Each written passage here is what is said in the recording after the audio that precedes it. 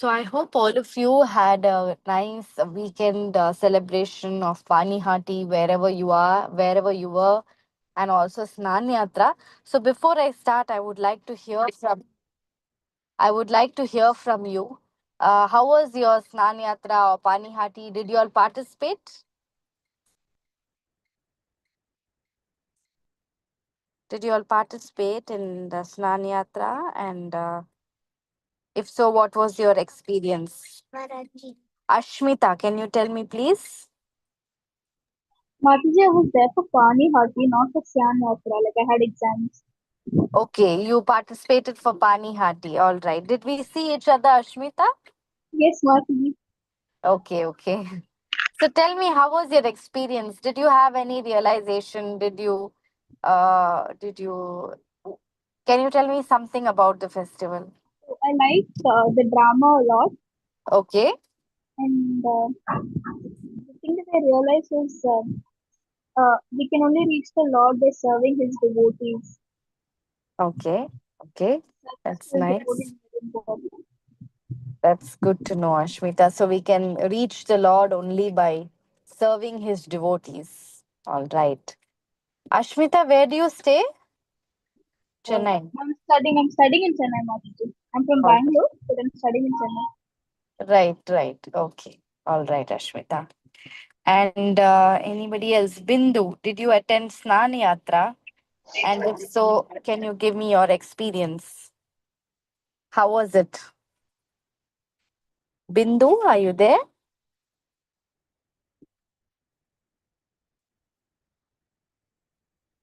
Or did you attend any other festival? Panihati? Okay. No, Mataji, I'm not. I'm in Bangalore. I Okay. I haven't attended any.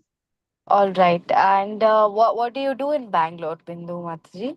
Um, I'm a teacher. Okay. Okay. Nice. Interesting. And what do you teach? I teach the kindergarten. Oh, that's very nice. So you must be a very patient person, very loving also. A little bit, yes, yes. Patient, yes. All right. Okay. Thank you. And Sivaranjani, Saubhagya, can you tell me, did you attend the festival over this weekend, either Snan Yatra or Pani Hati? Any realization you would like to share? No, Mataji, I have not attended it. Recently, I moved to Bangalore.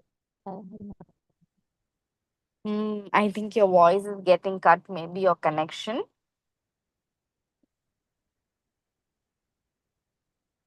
Is it Mataji? Yeah, can you say that again? Yeah, I have not attended any Mataji. Recently, I Okay. moved to Bangalore. Okay, so you've not been able to attend. So I'm sure you will be attending the Rath Yatra festival soon. Yeah, Mataji, sure. All right.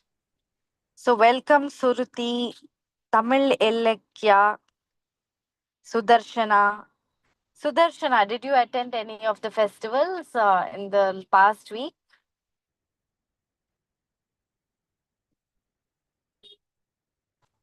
Hello, ma'am. No, Yes. no, ma'am. This is my first meet. Oh, this is the first time you're attending this program. Yes, ma'am. All right, that's interesting. Where are you from, Sudarshana? Coimbatore, Vellore, ma'am. Coimbatore. Okay. And how long are you in touch with ISKCON? Ma'am, How long are you in touch with ISKCON, Sudarshana? I'm 6 or 7 months. Oh, that's very nice. That's very nice. And you're chanting Hare Krishna, Mahamantra, one round, two rounds, anything? No, ma'am. All right. Okay. Thank you. So thank you for that little interaction. It makes me also understand your life and where you're coming from. So, for those of you who don't know, my name is Nandapriya Nibedita Devidasi. I am a disciple of His Holiness Jayapataka Swami, Guru Maharaj. So, this is being conducted under the guidance of Sukirti Madhavi Mataji from ISKCON Chennai. And off late, for some time now, we have been exploring the Bhagavad Gita in great detail. So we are trying to get the blessings of Sri Sri Radha Krishna by studying the Bhagavad Gita so that we may all purify ourselves. So Chaitanya Mahaprabhu talks about Chaitanya Mahaprabhu is Lord Krishna himself, who is in the mood of Srimati Radharani. So he is the best example of how one should be a devotee of the Lord. Because who can teach us better about how to be a devotee than the Lord himself? So Mahaprabhu has written down only 8 verses, as all of you may be aware. So these 8 verses are considered to be the most important because God himself has written these down for us to understand how to practice this path of bhakti. So in that he writes, Cheto Darpana Marjanam Bhava Mahadavagni Nirpapanam. So he talks about clearing our mind and clearing our consciousness. What does this mean? So, in the previous classes, just before this, we have continuously been seeing about how we are not this body and how we are what is called as a matter, I mean, not matter, but we are a substance called as soul, a spiritual substance. So, this soul, each of us being souls, we are covered by material nature for a very long time. We call that modes of material nature. So we all need to be cleaned. We all need to be cleansed. So, how does this happen? This happens by the process of hearing. And what better way to hear from the lotus mouth of the Lord, which is the Bhagavad Gita or the song of the Supreme Lord, Supreme Bhagavan. So, having said that, this process that we do for the next, that we will be doing for the next 40 minutes is an opportunity for us to cleanse ourselves and go closer to Lord Krishna. Because Lord Krishna, again in the Bhagavad Gita, is saying that a person who always thinks about me, becomes my devotee, will surely attain me. So, understanding that this is our goal, we go into today's verse. Bhagavad Gita, second chapter, verse number 27. Mukam karoti vachalam pangum langete giran yatkripa tamaham vande Shri Gurun Dinatarinam Paramananda Madhavam Shri Chaitanya Ishwaram Hari Om Tatsat. Nama Om Vishnu Padaya Krishna Prishtaya Bhutale Shri Mate Jaya Pataka Swami Mitanamane Namacharya Padaya Nitaya Kripa Pradayane Gaurakata Damanaya Nagaragram Tarane. Jatayasya hi dhruvo mrityur mritasya cha tasmad aparyaharya arthe natvam sochitam arhasi. Jatasya, of one who has taken his birth, he, certainly. Dhruvaha, a fact. Mrityuhu, death. Dhruvam, it is also a fact. Janma, birth. Mritasya, of the dead.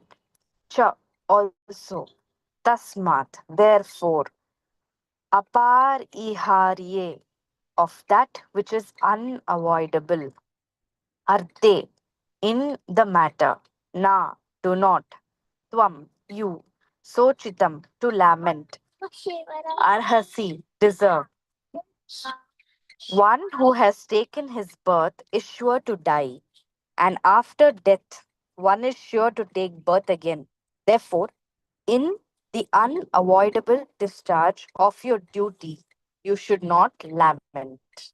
So, this is a little difficult verse. It's not so easy. The subject matter is not so easy. It's not very palatable. And it is not something that we like to commonly talk about, especially in the Indian scenario. So, one who has taken his birth is sure to die, and after death, one is sure to take birth again. Therefore, in the unavoidable discharge of your duty, you should not lament. So Lord Krishna is speaking this to Arjuna, and he is talking about something that is very, very sure in each of our lives or in the life of anybody, and that is death. So in English, there is this common saying, they say, as sure as death. So scientists for very long time have been claiming that they can create life. So they are trying all sorts of ways to actually, you know, create life. They're taking different kinds of, nuclei and different kinds of cells and trying to fuse and then saying that, okay, we will find life. But almost for 100 years, they have been researching in this field, and they have not been able to find out what is that single component for life, right? So that is the soul which they are unaware of. And because they are searching for the soul with material eyes and material objects and material things, they are not going to be able to find out life. So the fact is that the scientific community actually knows that they cannot produce life, and because of that, they are developing artificial intelligence, they are developing robots, they are developing through electronics and different ways of technology as how to create some beings that are similar to human beings but definitely do not have this aspect of life, and ultimately they will be controlled by somebody like us who has life. So this is what the concept of life is going on in today's modern world. So Lord Krishna is saying that whoever has life will have death for certain. So we'll go on to the purport. Can somebody please volunteer and read the purport, please? The first para. Can somebody read the purport, please? Or should I point out?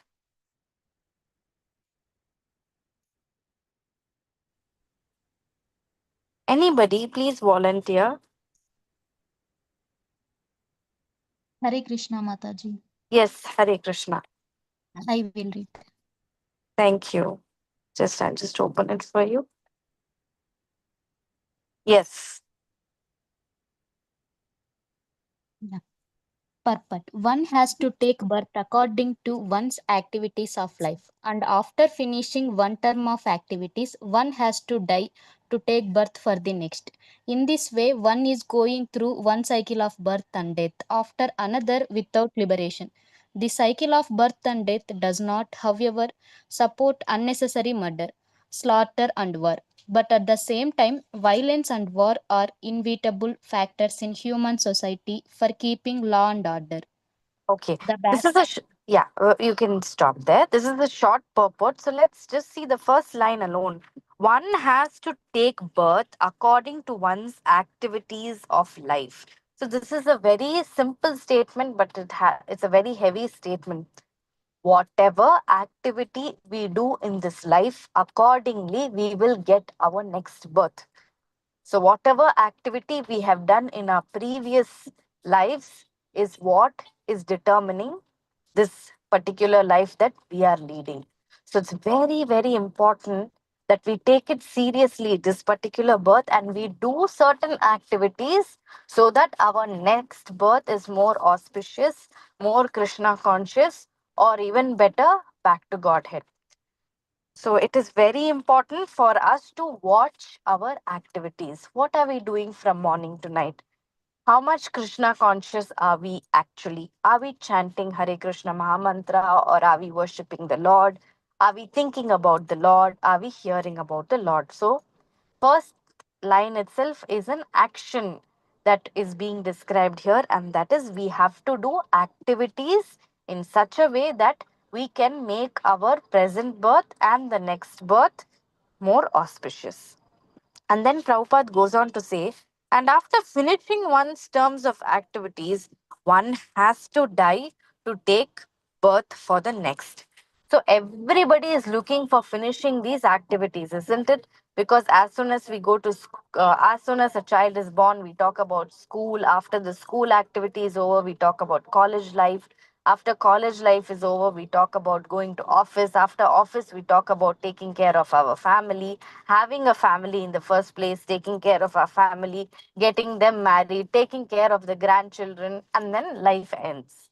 So, this is what we've been doing for time immemorial. So that is what Prabhupada is saying in the next line. He's saying, in this way, one is going through the cycle of birth and death after another without liberation. So this is what we've been doing for countless number of births. Yeah. So this cycle of birth and death does not, however, support unnecessary murder. So Prabhupada is going into the next topic of this verse because we have to understand the context. The context here is that Krishna is telling Arjuna, Arjuna, anyway, everybody is going to die. So please go ahead and do your duty of fighting in the war. So that is what Prabhupada is trying to say, that yes, it doesn't mean that Lord Krishna is supporting, it doesn't mean that Lord Krishna is supporting death or war or any violence. But when there is a need to protect the innocent, then that may have to be done. So I'm sure all of you are, very much aware of what is going on. So, what is this recent unbelievable death that has happened, very recently? And can somebody tell me, like, how have you been feeling about it, and what impact has it caused on you? Would anybody like to share your recent realization on this really big disaster that happened over the past week? Sivaranjani, would you like to share?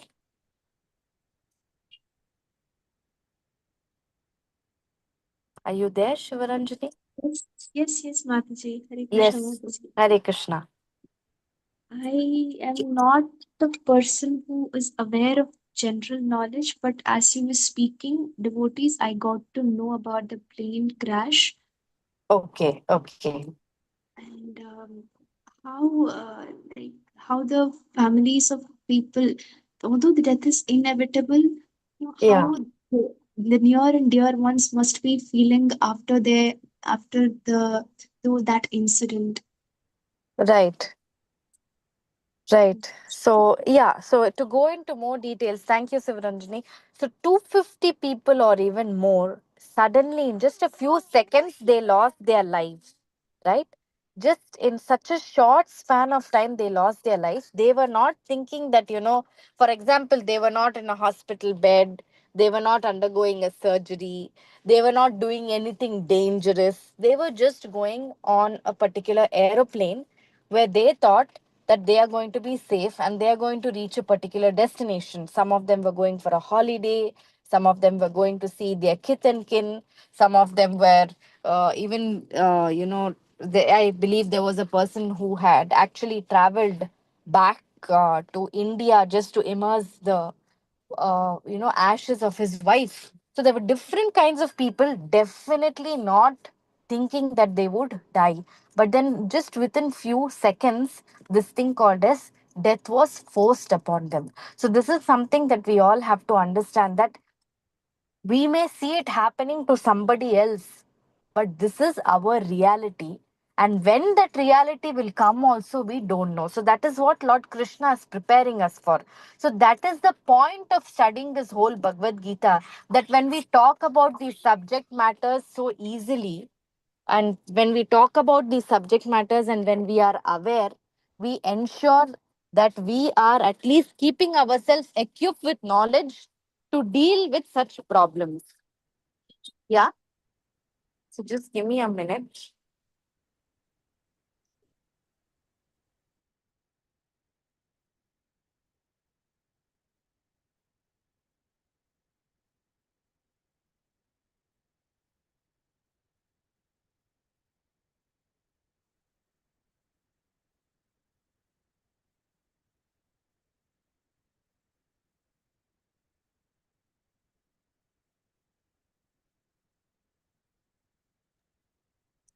So can you go ahead and read the next paragraph, please?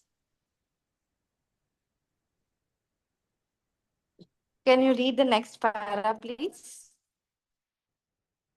The Battle of Kurukshetra. I can read, Mataji. Yeah, please read. The battle of Kurukshetra, being the will of the Supreme, was an inevitable event, and to fight for the right cause is the duty of a Kshatriya. Why should he be afraid of or aggrieved at the death of his relatives, since he was discharging his proper duty? He did not deserve to break the law, thereby becoming subjected to the reactions of sinful acts, of which he was so afraid. By avoiding the discharge of his proper duty, he would not be able to stop the death of his relatives, and he would be degraded due to his selection of the wrong path of action.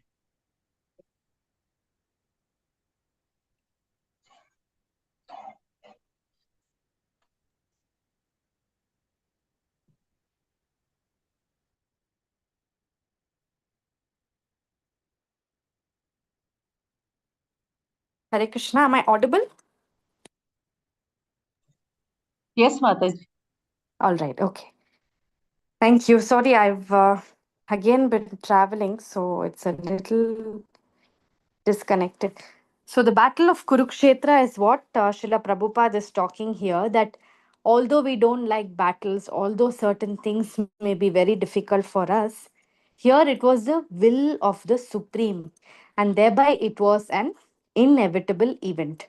So, one thing we have to understand is that in life, there may be many things that go according to our desires, and there may be many things which are unpleasant, and we may not want it to happen in certain way. But when the Lord is involved, when we are devotees of the Lord, we understand that if certain things are happening not according to our desire also, it is the will of the Lord. So ultimately, it is the will of the Lord that prevails, and that is what we have to accept. So that is where a devotee's understanding is, whatever happens in our life, in my life, is a perfect arrangement of the Lord. For example, there was a great devotee called as Ambarish Maharaj, as many of you may be aware. So Ambarish Maharaj was a very nice devotee. He took care of devotees very well. He was a great king. He did his duty, very, very precisely. And one day there was a sage that visited him, very famous sage, Durvasa Muni, and he served Durvasa Muni also nicely. And he was going to break his Ekadasi fast. Who the king was to break his fast, which he was actually performing for an entire year. So, for an entire year, the king had not eaten anything, and he at least wanted to break his fast. But then, because Durvasa Muni came, he didn't break his fast. So, Durvasa Muni said, okay, I will go and I'll have a bath and I'll come back. And then after that, you can feed me.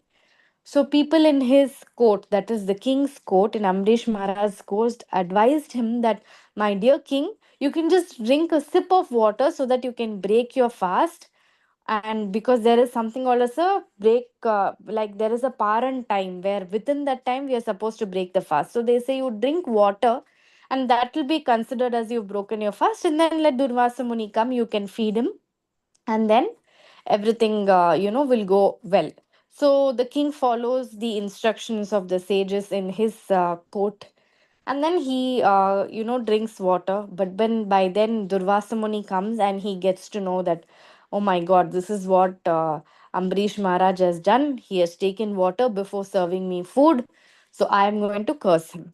So then what Durvasa Muni does is, he takes off a small tuft of hair from his head, and then with that he creates a very big demon, and the demon is expected to kill Ambarish Maharaj.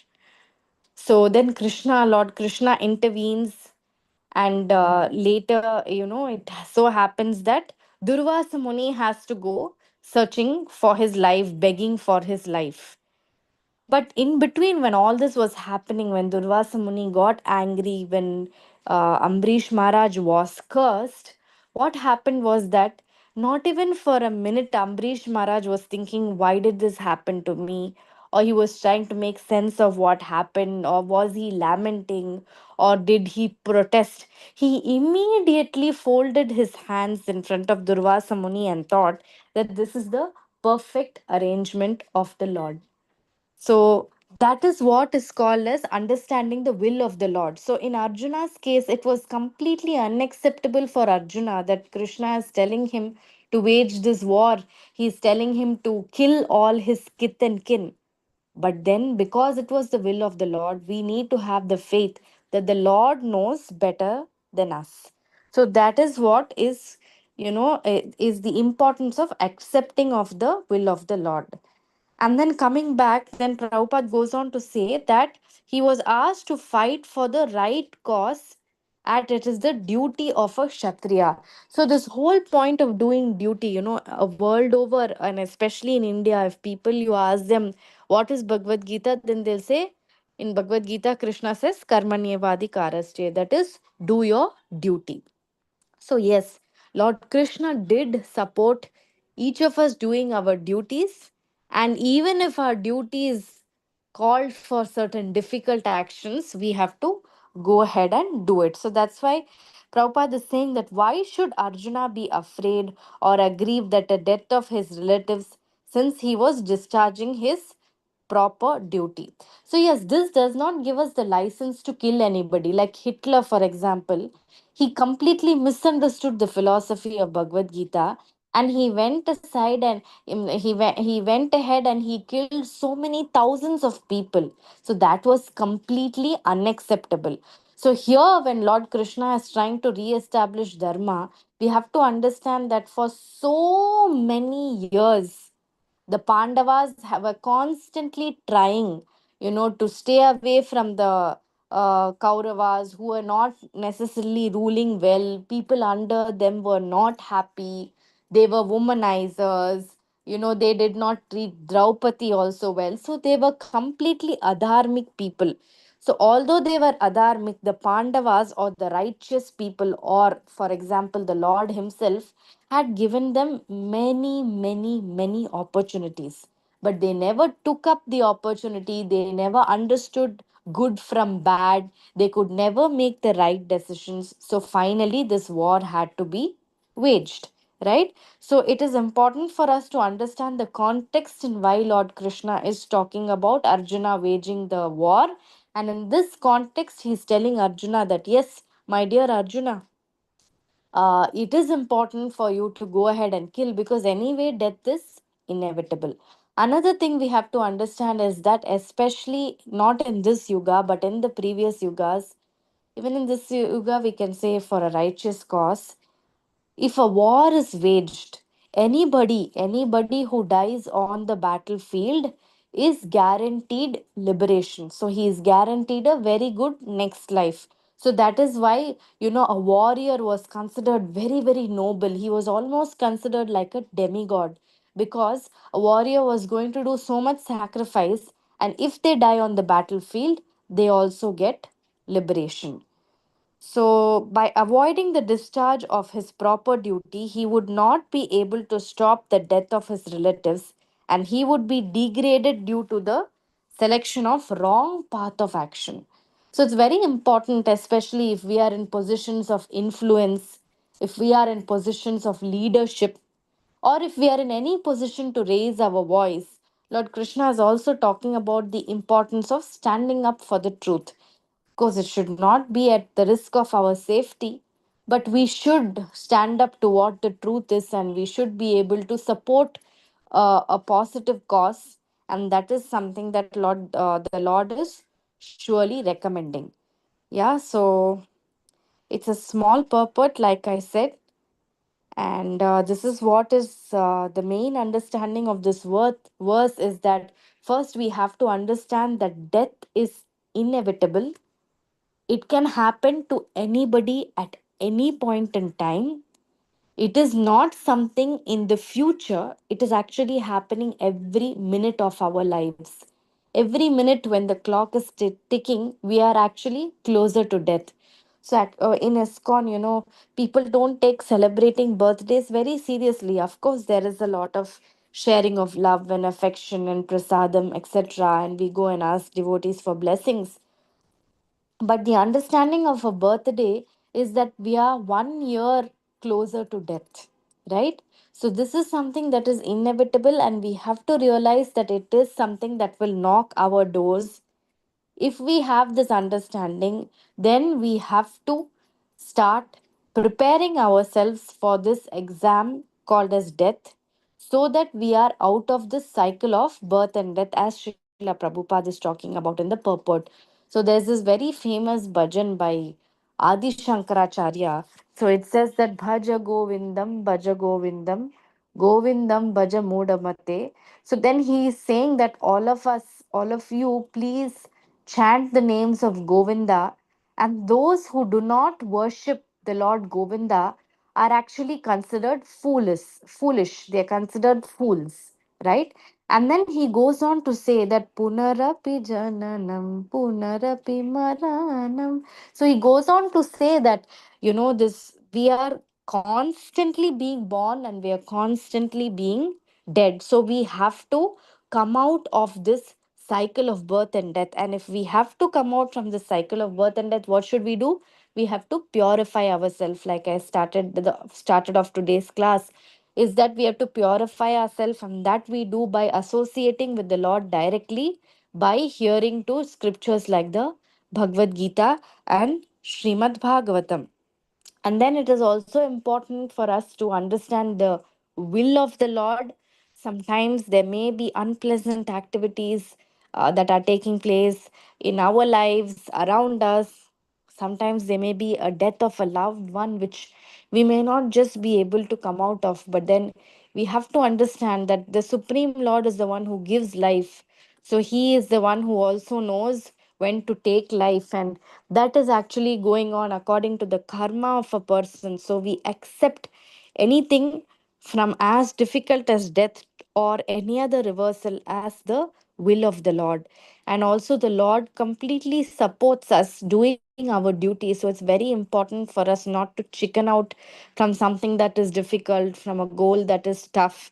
We have to do our duty. And very interestingly, later in the Bhagavad Gita, in many places, Lord Krishna talks about the supreme duty of a person. So we may think the duty of us is, being very good in our job, as whatever, as a software engineer or a developer or a teacher or a doctor or a dentist. That alone is not our duty. Our duty is also to be a good mother or a good sister or a good daughter or a good human being. But apart from all of this, the most important duty of a human being is to be Krishna conscious. So, can somebody tell me any verse where Krishna indicates this? Like he's saying that if you're not actually being a devotee, then what you are called?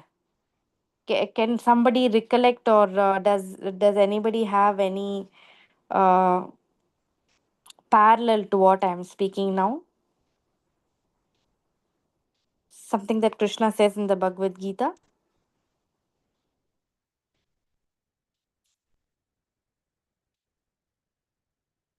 All right. So Krishna goes on to say that, the sun, the earth, the fire, the air, ether, everything that we have is basically provided by the Supreme Lord. Now we take advantage of it every single minute. Like, for example, I'm breathing now, you are breathing, all of us are breathing. So if this air element just magically stops, we'd probably not be alive in the next few minutes, right? So we take all of that the Lord is supplying. And if we take all of this, and if we are not developing a connection with the Lord, if we are not grateful to the Lord, then we are failing our primary duty as a human being. So, the most important duty that Lord Krishna will expect each of us to do is to be as Krishna conscious as possible in our own capacities, in with our own limitations. The Lord understands, He is a person, but we have to take up to this process seriously. Yes. So that is one more thing that I would like all of us to remember, that it is like how Krishna is pushing Arjuna to do his duty, Lord Krishna is also telling us that, my dear friend, your primary duty in life is to be a devotee of the Lord, is to give in thanksgiving, and is to remember Him. So that, why is the Lord just an egoistic person that He's saying, remember me? No. The fact is that when we are connected with the Supreme Lord, we get full happiness. So, the famous example of a very big tree, if there's a very big tree, if we pour a lot of water to all the branches, the tree is still not going to feel nourished. But if the water is poured to the root of the tree, then the tree feels very nourished. So, because we are all soul, it is important that we nourish our soul by doing certain spiritual activities. And when we nourish our soul, that is when we start feeling happy. So, when Krishna, who is the root of the tree, is satisfied, then we automatically become happy. So, for example, if I am giving food to my eyes, food to my hands, food to my legs separately, and if I don't put the food in my stomach, then I'm never going to be satisfied. I'm never going to be satiated. So, Lord Krishna is actually like the stomach. So, if we worship the Lord, who benefits? We benefit. How? By getting a supremely blissful, happy life. So, for our happiness, for us feeling like the fish in water and not the fish out of water, for us to feel this sense of belonging, what should we do? We have to worship the Supreme Lord and thereby achieve all peace and happiness that we are all looking for at every moment in our life. Okay. So that is with the 2.27 verse. Does anybody have any questions, any comments, anything that you would like to talk about?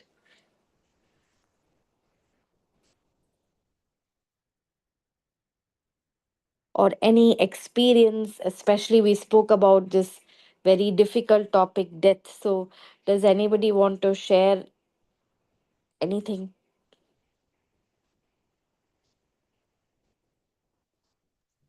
Mataji, I have a doubt. Yes, When you say that during war, yes, the soldiers who are fighting, be it yes, in dharma or adharma, both of them get salvation. yes. It is mentioned that both get if they are fighting a war. Yes. Okay. I mean, in Kali Yuga, I'm not sure if it applies, but as far as I'm aware, in the other yugas, anybody who takes part in the war will be awarded liberation. Okay. Yeah.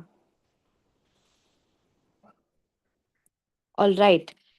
So I have again a small song to share. I'll probably be reading the song because we don't have so much time to sing the whole song. So this is a song by Bhakti Vinod Thakur. He was one of the most important acharyas in the line of Lord Chaitanya, who gave a lot of essence of bhakti. And so we'll go ahead and quickly see the song. दुर्लभ मानव जन्म लबिया संसार कृष्ण ना बजाइनो धुका कहिबो कहारे. Okay, I'm just trying to read it as a verse. Mm. दुर्लभ मानव जन्म लबिया संसारे कृष्ण ना भजैनो धुका कहिबो कहारे. I'll go ahead and read the translation simultaneously. The human form of life is the rarest opportunity for attaining spiritual perfection. But now I am lamenting because I've somehow or other been born with such an opportunity and I wasted it by never worshipping Lord Krishna. Oh, to whom shall I tell this tale of misery? संसार संसार कोरो मिचे गेलो काल लाबाना कोई लो किचु गाती लो जाल. Having married and entered into the entanglements of materialistic family life, I passed my time in vain. I never got any tangible gain or permanent benefit, only trouble and botheration. Now, again, it is not that, we become fanatics and say we don't want family life or we don't want to take responsibilities. This is an acharya singing who is in a very right stage of bhakti and who also did his duties very nicely. But then he is feeling at the end of his life, people say, go ask a 90-year-old what are his regrets or what he think he did right, what he thought he should have done in his life. Like that, we like to take experience. So here we are taking experience of a very, very advanced devotee, and Bhaktivinoda Thakur is saying in his humility that yes, I married, I was entered into this materialistic life, I took care of so many things, but actually speaking, I have only undergone a lot of trouble. किसेर संसार ए छाया भाजी प्राया इहाते ममता कोरी भृता दिया जाए. What kind of world is this anyway? It seems to be like a magic lantern show that I saw at a carnival, wherein so many shadows and optical illusions dance magically before my eyes. I feel great attachment and identification with such a world, and thus day after day pass by fruitlessly without any purpose whatsoever. So Bhaktivinoda Thakur is also talking about the condition of this world. Now, many a times we get so carried away by things in this world. There's nothing wrong in appreciating the world around us. There's nothing wrong in finding beauty in the world around us. But when we are very carried away, sometimes we forget that, okay, this most important aspect, that death is inevitable, that we have to, use our human form of life. This human form of life is actually given to us so that we can come out of this birth and death cycle. So in that context, Bhaktivinoda Thakur is saying that all this appears like a magic lantern. It is not true, but we take it so seriously. এ দেহ পাটা না হইল কি রবে আমার, কেহ সুকা নাহি দিবে পুত্র পরিবার. When this body drops dead on the ground, then what will remain mine? At that moment, all of my sons and dearest loved ones will not be able to give me any happiness. Again, he's talking about reality, yes, but what happens when we actually pass out? None of these people whom we thought would give us happiness will be able to give us happiness anymore. গার্ধাবের মাতা আমি করি পরিশ্রম, কারে লাগি এত করি না গুছিল ভ্রমি. I work hard just like an ass every day, and now I'm wondering for whom am I working so hard? I'm still surrounded by so many illusions. Again, we have to understand that Bhaktivinoda Thakur is talking a lot in humility. He was a district magistrate in his time, and he was so loved by the British because of his impeccable way of doing his duty. But then he's still thinking, what am I doing all this for? Because I'm in ultimately a world of illusion. দিনা যায় মিছে খাজে নিশা নিদ্রা বাসে, নাহি বাবা মারা নানি কাটা আছে বসে. I waste every day in useless, insignificant work, and I waste every night controlled by sleep. And in every 24 hours, I never for 1 second consider that cruel death is sitting very close by my side. So I'll stop with this words, this particular verse. I'm not doing the whole song, but again, I'm reading the sixth one. I waste every day in useless, insignificant work, and I waste every night controlled by sleep.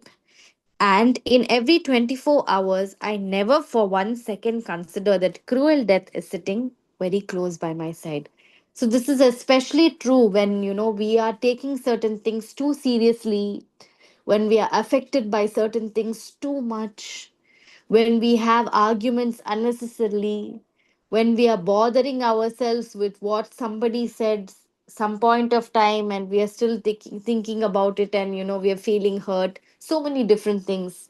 So although these things may be very very important to us, one thing we have to understand that these are insignificant and they are not worth our time. And if there's anything that is worth our time, then that is chanting the holy names of Shri Krishna. So it's very important that we identify ourselves with the soul, we identify ourselves as not being the body, and that we take shelter of Sri Krishna, considering everything as his supreme will, and go ahead and practice the path of Krishna consciousness, so that ultimately we achieve happiness, peace in this life.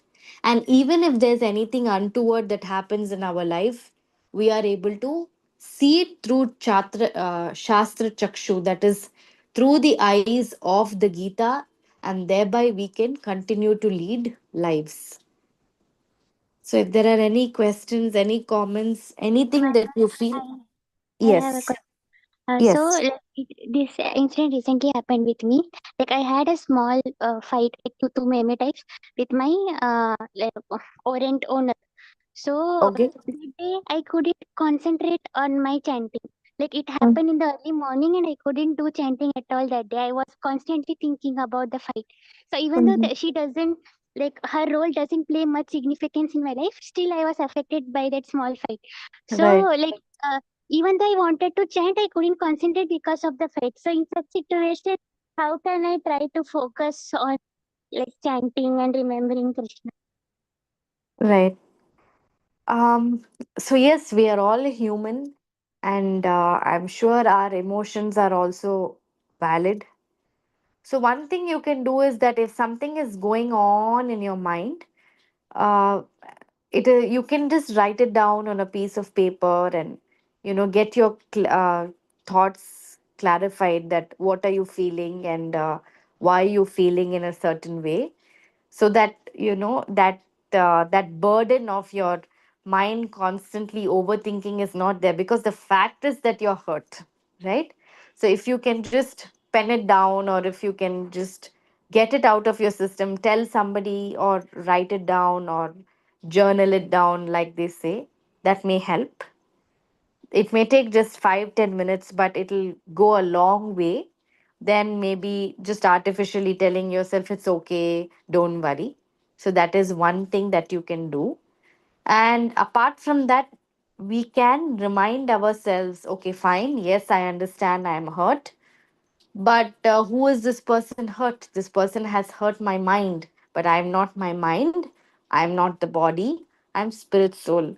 So maybe I should, just let it go, and see in what best way I can help myself and also be out of such a situation, prevent such a situation the next time. And then, of course, remind ourselves of, for example, this verse that, Krishna is saying, death is inevitable, and, there are miseries everywhere, etc. So, if we remind ourselves, if we are constantly in touch with Shastra, then not artificially, but very naturally, we will start gaining some amount of detachment from these problems, and we may be feeling more settled. So I think there are three levels of tackling this, so we can see what suits us best and then do accordingly. Is that all right?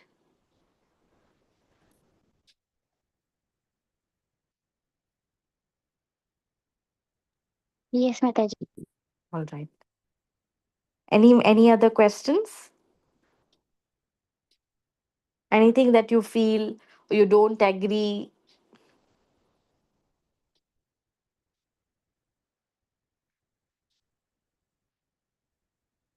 All right. I take it for that all of you have well understood what we studied today, and we'll meet you next time, next Wednesday at 8 o'clock.